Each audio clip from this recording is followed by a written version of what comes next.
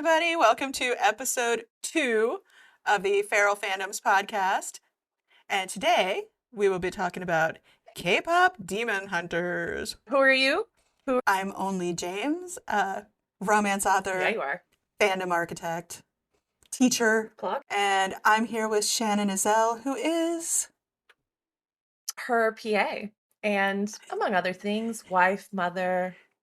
not my wife. She's my niece. It's illegal, unfortunately. God. We're never escaping those allegations. I'm the one that started them. We do not live. I'm not going to say it. I'm not going to say it. What if we have listeners in that state? That would be rude. Not going to make any Let's incest not get canceled jokes. on episode 2. Yeah. All right. So we are talking about K-pop demon hunters today, which is something that I am currently obsessed with. It's even my screen on my phone. Oh my God. I have You and Harper need to get together. I love this movie. It is my comfort movie now. I go to it all the time. And I love watching other people discover it. Like, I watch reactors reacting to it just so I can watch people get excited about it.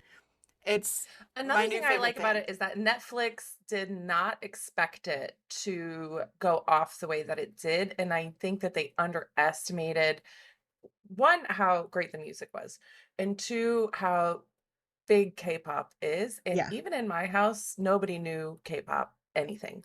And in fact, I didn't like the name of it, K-pop Demon Hunters. Not because I care about demons. I was like, oh, it sounds kind of dumb. But one day we played it, and then we've never stopped. Never locked in. It's like, this Locked is my whole in. personality now. She does princesses. She doesn't do any of that, but she locked in on Demon Hunters day one, song one, right out of the gate. I wasn't going to watch it because you know me and my pathological demand avoidance. I'm like, if everybody likes it, I don't want any part of it, which is weird because I am such a fandom nerd, but I have to fall into the fandom accidentally and then make it my whole life. But you have to do it independently. Yeah, it has to sneak up on me. It can't just come at me full on. It needs to creep in a little bit. So yeah, I only watched it because one of the reactors I subscribed to on Patreon decided they were going to do it as like a bonus.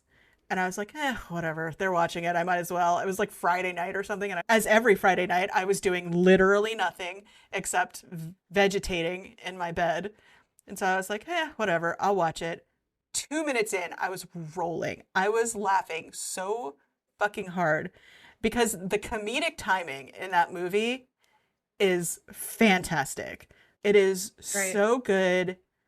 I was impressed. I guess I wasn't expecting it to be good. You know what I mean? I was expecting it to be all right. I was expecting it to be okay. And I'm a K-pop junkie, so I was like, the music better not suck. If it sucks, it's not going to be good. And then the music keyed up for that first song. And no, this doesn't suck. And that shit gets me pumped now. All I have to do is hear one note from a song and I'm just like, woo. Is the note, what is she likes Golden, and then the other one is, what's it called? Oh my God. This is what it sounds like. That's what my it sounds favorite. like. That's her number one. Golden, and This Is What It Sounds Like will literally bring me to tears.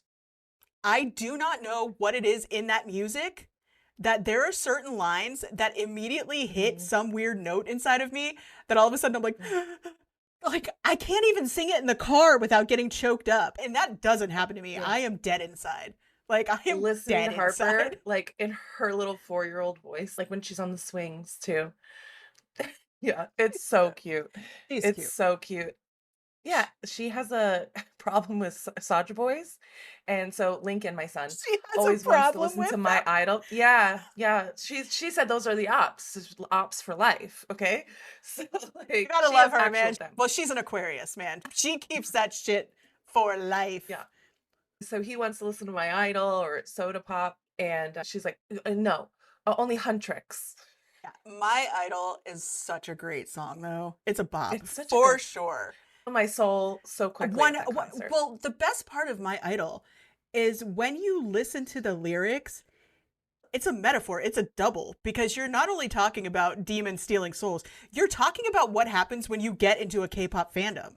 People fall down these K-pop rabbit holes where they will vehemently defend their idols like they are their Mm-hmm. children, like they are their husbands. They will go to the fucking mat for these guys.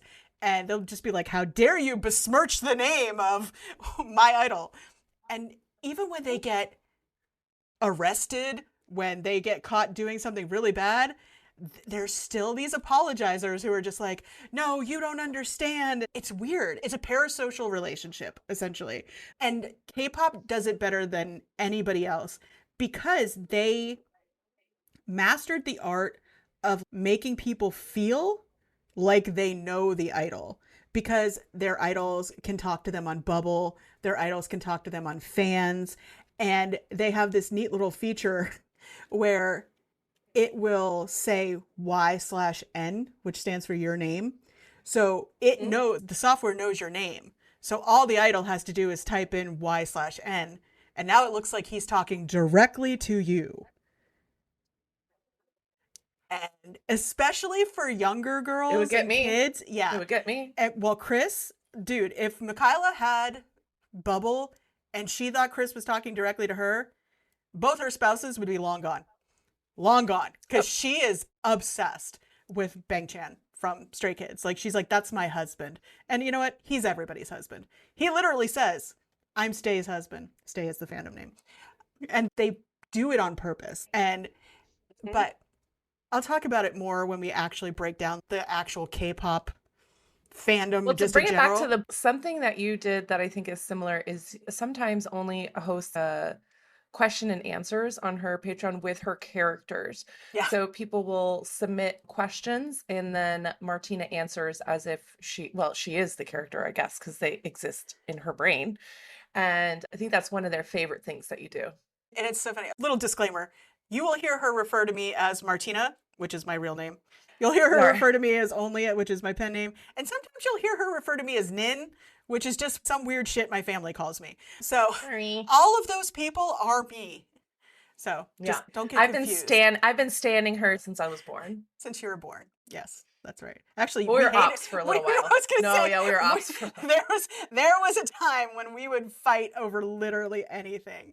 Only 11 years apart, so it's more of a sisterly relationship than an aunt and niece. Yeah. We've never been maternal. Something we should talk about on the Patreon as an extra. We could talk about all the times we almost came to blows over dumb shit. Oh my God. I was a very bad teenager. And I'm still a teenager. I never grew up. But it's funny though, because it's weird to like, when I'm writing, I'm in such deep POV, like I put myself in the character's shoes. But like when people ask me questions and I answer as the character, I always feel a little silly. I don't know why, but I always feel like it's just like they love it. Yeah. And I mean, they love it. But it's a great way to get your readers to feel more like they're actual people that live in the world. I talk about my characters like they're people who exist in the world. That's part of the reason I have inspo boards on Pinterest, because it makes people feel like they're actual real people. And like I said, that's why K-pop is so popular, because they make everybody feel special and seen and like they're accessible. I think that's part of the reason K-pop Demon Hunters is so popular, because everybody can kind of see themselves in Rumi. I think like everybody feels like they've been that outsider. And especially in the queer community, it was such a metaphor, because her aunt is literally telling her, no, I love you, but you cannot under any circumstances be yourself. Like, no, I'm fine with you the way you are, but nobody else is going to be. So you need to just act like everything's fine, act like this, act like that. I think it was intentional. I think so too. I took it to a queer space as well. It could be anything. It could be anything different. I could be reading into it, but there were a lot of bisexual representation colors in there. The color saturation in that movie was beautiful. The graphics in that music, just the way they managed to make concerts and everything look so crisp, and there was no blurring. The cat when he's trying to stand up the plant. My favorite line, and this is such a mini line, is when she says, why is the bird wearing a hat? And he goes, I made it for the tiger, but the bird keeps taking it. And just the way he delivered the line was so crisp. Apparently that was not in the original script. Okay. Yeah, like I just Out a lot. they did cut out like a 3 lot. hours long. Netflix. They're already making a I want movie. the original 3-hour movie. Me too. I'll take it. Yeah, there's a kissing scene at an aquarium apparently that we don't know about. That's horrible. That's like I get all my news from TikTok. Don't fact check me. Not to come back to the fandom thing, but there's like in one of the Stray Kids early 2 kids rooms, there's a very strange scene between Han and Lino where Han is like very close to Lino's face, and then all of a sudden it very abruptly cuts, and then it comes back and like all of a sudden Lino's really mad at Han, and everybody thinks that Han kissed him as a joke, but like people would literally kill for that footage. They would kill for that footage to know what happened in that 2 minutes. And that's what it reminds me of. Like, because people would very much kill for that. It's the footage that you never see that you're just like, what happened? But apparently it wasn't even supposed to be a K-pop movie. Yeah, it wasn't supposed to be about K-pop. Maggie King, who's the creator, along with her husband, she apparently wasn't going to make it K-pop focused. They were going to be more like Buffy the Vampire Slayer kind of thing, where they were like a group of just random people coming together as demon hunters. Okay. Yeah. And she wanted to make it more focused on Korean culture. But then I guess at some point she decided to bring K-pop into it. And she said that they recorded all of the songs with no scenes in mind. They just recorded the songs first and then came back. Okay. Yeah, which is really crazy. It totally worked. It worked. But I'm such a linear thinker that it would be very hard for me to go back and be like, okay, well, these are the songs and these are where we have to place them, you know? But maybe they hadn't even written the script yet. Maybe it was easy. Maybe they had like these like their little markers, you know? They had to have a general idea of what was going to be happening in the plot to write the music. It took 7 years to make it. That's why I'm worried about the second one. They're going to bang out that second one and it won't be as good. And that's what happens. They don't expect season 1 to do well. Season 1 does well. And then they just knock out some garbage just to keep the momentum going. And then you're like, what the fuck is this? This is nothing. Oh my God. We're going to get into Game of Thrones too. That is also on our list of season 1 breakdowns. And it's going to get ugly. We're never going to know how it really ends. Yeah, we're never going to know how it actually ends. George R. R. Martin. Yeah, hopefully he's in good health. I really hope you think that he's gonna. We're all just gonna have to make up our own endings. I honestly don't even care what happens. He killed off enough people that I was. Everybody I loved is dead. It's fine. Jon Snow? No, I didn't really care about him. Honestly, after they killed off Jason Momoa, I was kind of. That's actually when I discovered him. I think that's when everyone discovered him. Yeah, I remember I was in nursing school when Game of Thrones started. And Melissa called me and she's like, why don't you come over and hang out? We'll get dinner or whatever. I have something I want to show you. And I was like, okay. Just Jason Momoa. And it was literally just episode 1 of Game of Thrones.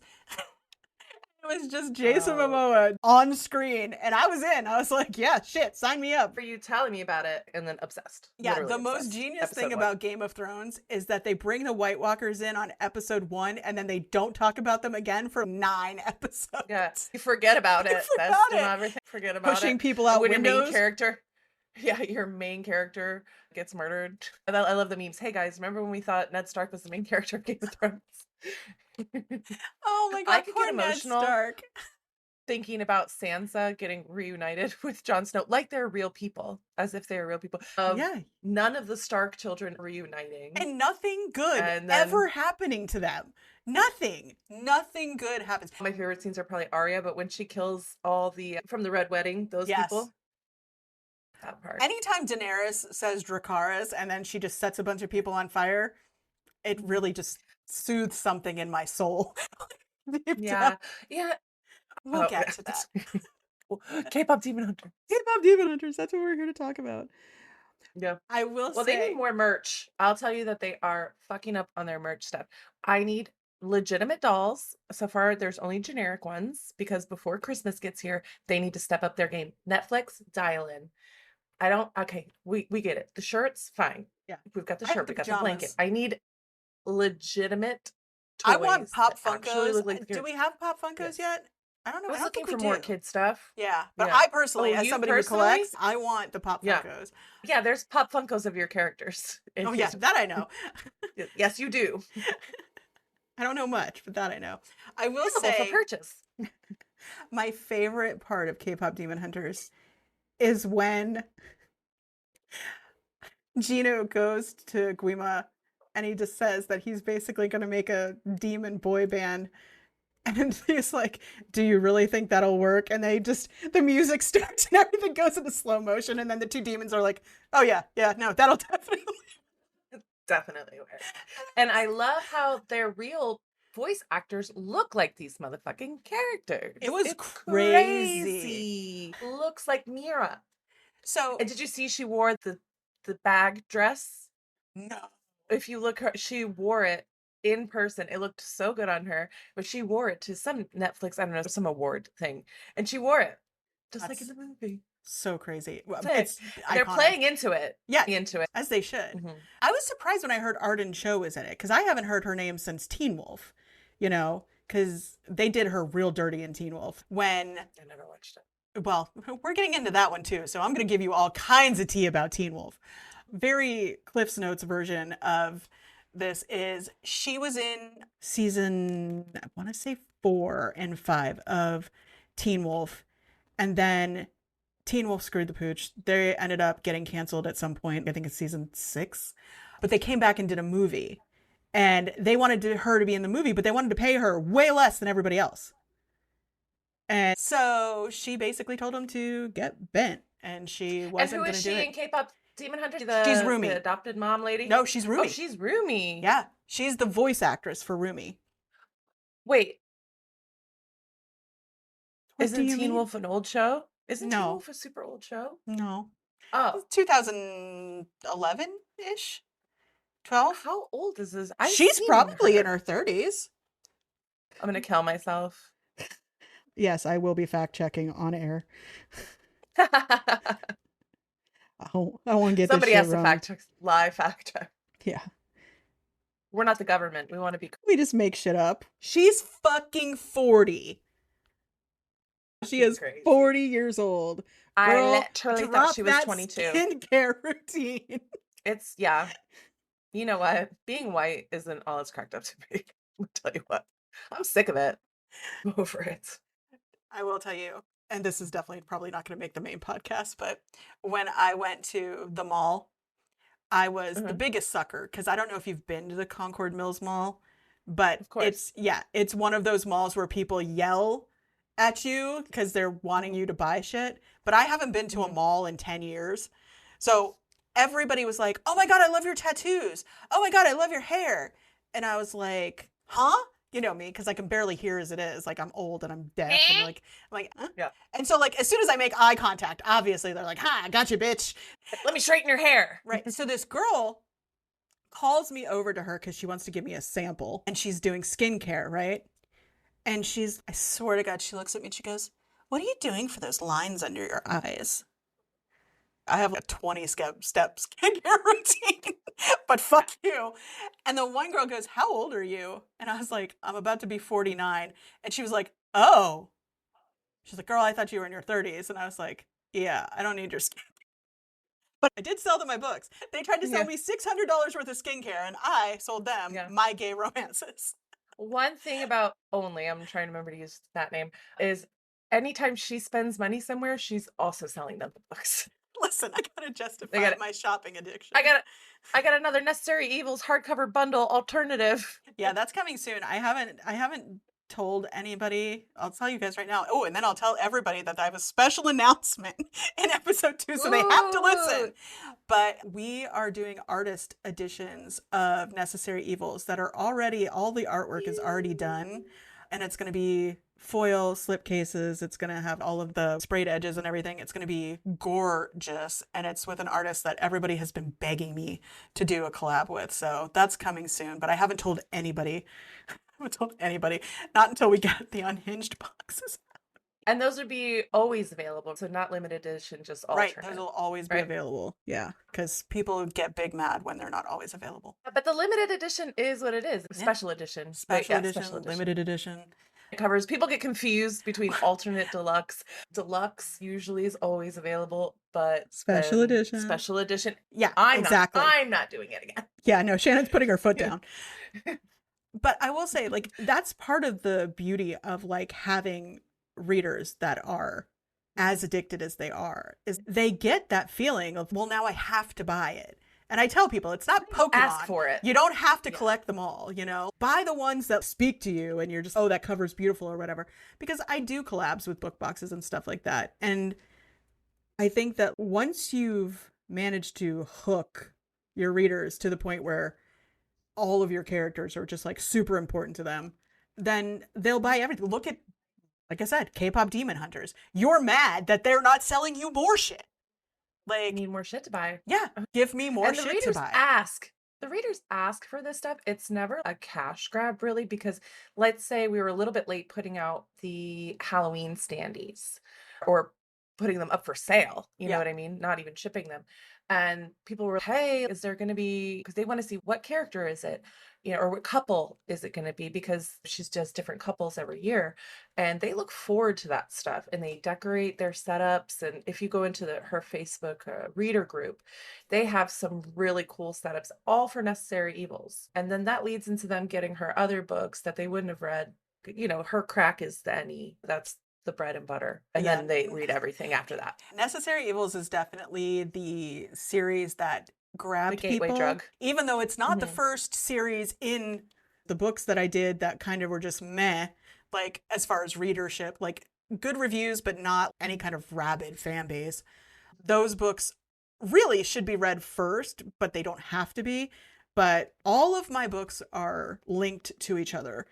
So if you want the whole experience, you've got to buy all of the books. And that's not an accident. That's just marketing. And that's the other thing we get into a lot in the course is just how to maximize your merchandising, how to maximize your marketing. And I steal a lot of that from K-pop. And you know who else steals from K-pop a lot? Taylor Swift. Taylor Swift has gotten some of her best ideas from like the way K-pop markets their stuff. Her Easter eggs, her little secret, like, she's been Easter egging since she was K-pop's been Easter egging for 40 years. But the Swifties, well, no, they do. We're going to break my personal life, guys. Right. But also the conspiracy theories are out of control. It's genius because everybody's always talking about her. Everybody's always talking. And if they're talking, they're buying. We are doing a whole podcast on her. Don't worry. Okay. If there is a fandom, we're breaking it down. That's the whole show. I like to think of myself as a normal Swiftie, though. Yeah. But I'm very parasocial. Yeah. You're definitely not the typical Swiftie that I've run into. There's been a couple that it's crazy. Just like, yeah. You got to watch what you say around some people because, again, they will defend her with their lives. They're just, how dare you talk about her? I don't want to hear anything negative about her or Travis Kelce or his brother or his sister-in-law. Why do I know about the whole Kelce family? I just do now. I know the kids' names of his brother. I know Travis Kelce. I think his brother's name is Jason, right? Jason, Travis, and then Kylie is the wife of that one, and then they have Wyatt. I only know Jason Kelce because he threw a phone at that dude who called his brother a slur, and I was like, he deserved. Took his phone, and I think I said my phone back, and he goes, "It's my phone now." He's my favorite. Like, oh my god, that man is stunning. He's beautiful. My type, big boy. Give me and that's the beard. With K-pop, I always say I love Han. He's my bias. I absolutely love everything about him. He's such a dork, but also he is Zoe. If you told me that they used Han as the inspo for Zoe, I would believe it because he is a demon on stage. When he's rapping, it's crazy. But when he is not rapping, he is so baby girl. He is so clumsy. He is so goofy all the time. And it's just, I love him for that. I love how different they made each personality too. When the movie first came out, Harper wanted to be Mira. But then after she watched the movie 10 times, she's never wanted to be Rumi, which I thought was interesting. Yeah.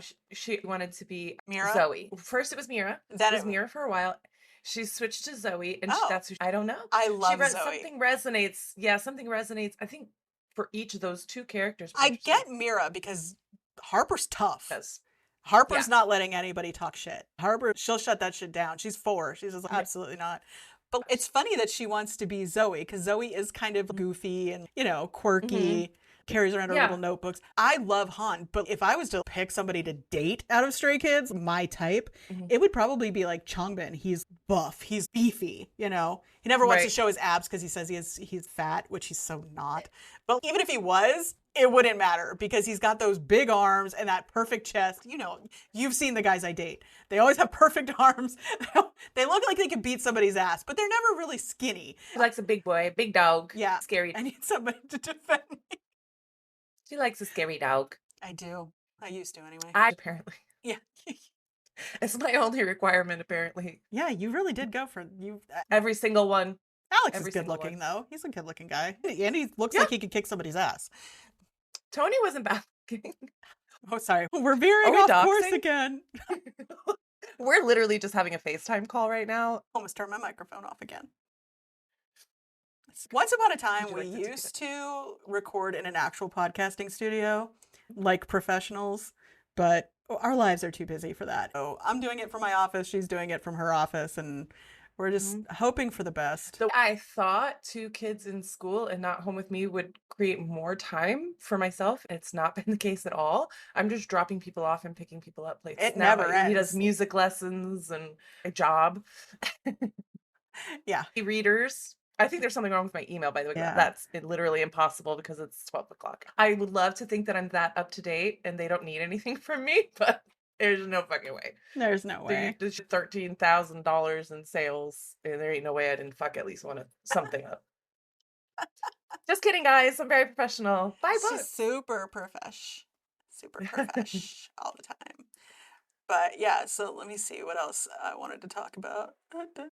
Yeah, it's crazy to me that it started out as a Buffy the Vampire Slayer thing because I can't sure that at all. Also, they said that the song How It's Done was inspired by West Side Story. Okay. Right? I can see that. All right. Yeah. But I like soda pop. Yes. My little soda pop. Like it's now, an earworm. If you open up a can of soda near my daughter, she'll go, soda pop. Yeah. It's also kind of a dirty song. If you were to read the lyrics of that song, you'd be when there would be grown-up jokes inside kid movies, like old school Shrek. But people don't do that anymore because everyone's so... K-pop Demon Hunters and Squid Game chose the same actor for the villain. I haven't watched Squid Games. Yeah, apparently the guy who voices Kima is also the actor or the villain in Squid Game. Which is that was another show that they didn't think was going to pop off like it did. Squid Game has the coolest story behind it for how it came to be. Because if you want to talk about somebody who was an overnight success, but it took 10 years, it's that guy. If we ever get to a point where we break down, it's Skid Row games. It's a really inspirational story if you're a writer. Because it's one of those things where he had an idea and he wrote it down and he was positive that it was going to sell. And then everybody was just like, yeah, thanks, but no thanks. And then 10 years later, somebody's just, we want that. And then boom, now all of a sudden it blew up. Yeah. People love it. I always want to watch it, but I don't know. I end up not watching TV. I think my attention span has gotten... I literally watch things on my laptop with the subtitles on so I can pay attention. I usually don't watch shows in English because if I do, I zone out. If I don't have to keep reading... I'm gone. My brain just takes a vacation and it thinks about all the work I should be doing right now. To do. The Saja boys all shared the same CG body with the exception of Abby. So, Mr. Muscular Buttons. I think Popcorn Eyes is funny too. So he took the animals and made them into the rest of the Saja boys, right? I think they're actually other demons. I think they're just actual demons. And I'm praying that they're still around too. Because I really don't want to lose the other Saja boys. I really hope that somehow all of the Saja boys made it because they're comedy gold. It's perfect. Funny. I'm curious to see if they can keep it going for the part 2. I know. And if they can stay out of it and just let the people that created the original. Yeah. Again. I think maybe now that the couple who created it have the formula, they know where it's going, they know the backstory, they know the lore, they know all that stuff. Maybe it'll be a little bit easier. And apparently it was Maggie Kang's husband who made the joke about the hat. I love that part. It's such a little line, but I love it. It's such a little line, but it's funny. And a matter of fact, the actor who plays Genu, that's his favorite line in the movie. Oh, is it? Yes. Like his voice or something, Yeah. the way he says it, I just like it. I don't know if you know this, but he's the lead in Business Proposal, which is one of my favorite K-dramas ever. I'm scared to get into K-drama because I think I'm going to Oh, like it too yeah, much. no, you'll fall down a rabbit hole. Like Korean dramas, they make the best villains. They make people who you're just like, I would run that person over with my car. They go full soap opera. You know what I mean? They go just over the top villains every fucking time. And I think that's what I love about K-dramas. But Business Proposal is just a love story, but it's funny. But yeah, he plays the main character, which is why when he meets Rumi in the alley and they have that big K-drama moment where everything goes. I knew the right. Yeah, and the song that they're playing is actually the song that was for the beginning of Business Proposal. Okay. And it pops up throughout the whole show. So many references in the movie too. The actor, he didn't know when he saw the final, he had no idea that that song was going to be in there or that they were even adding it to the soundtrack. So he thought that was hilarious. But I was a little shocked because the actor was a K-pop star. He was a trainee. And yet he's not the one who sings the part for Jinu. He only does the voice acting. He sings the part where he's got the guitar and he's walking up to Gima to give him the idea. But that's the only thing he sings. And then he did a video on his own where he sang, I say, Free or Golden? I think he sang Free.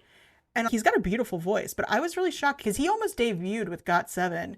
I wonder why they didn't choose him. Maybe he didn't have the vocal range they needed for that particular character. The songs are complicated. And I'm sure he would have done fine, but I don't mind that they use different. Oh, I don't mind either. I was just surprised, because I know for a fact that he's a K-pop star. He almost debuted. I should say he was an Idol trainee. I think it's funny that they're debuting.